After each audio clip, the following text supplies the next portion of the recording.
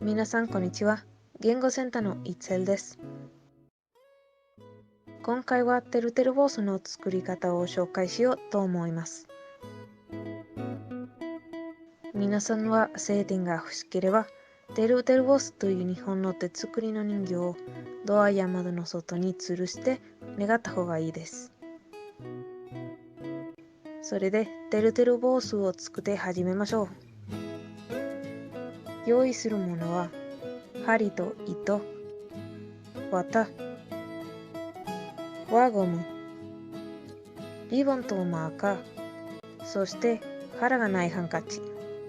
私のハンカチは白いんですけど、何でも色はいいです。最初にハンカチを半分サイズに2回折りてください。そうしたらハンカチは4分の1サイズになります。開くと2つ線が見えます。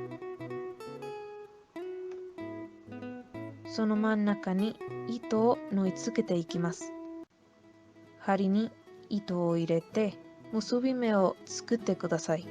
結び目の大きさが小さすぎれば前のステップをもう一度してみてください。3回ぐらい縫い付けるのはいいです。次に綿を入れて頭の形をつけていきます。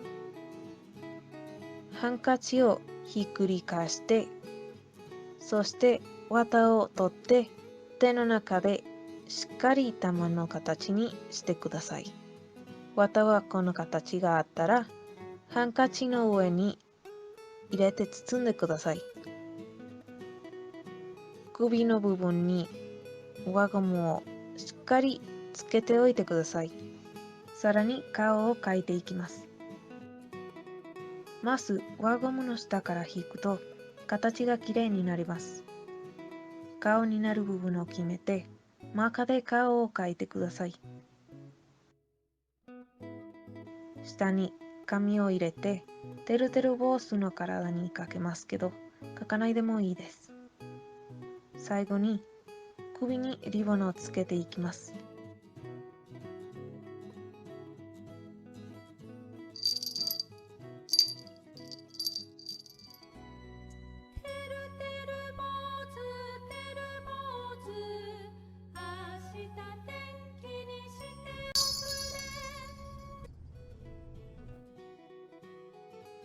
では皆さん、てるてる坊主で楽しんでほしいと思います。はい、今回のビデオは終わります。聞いてくれてどうもありがとうございます。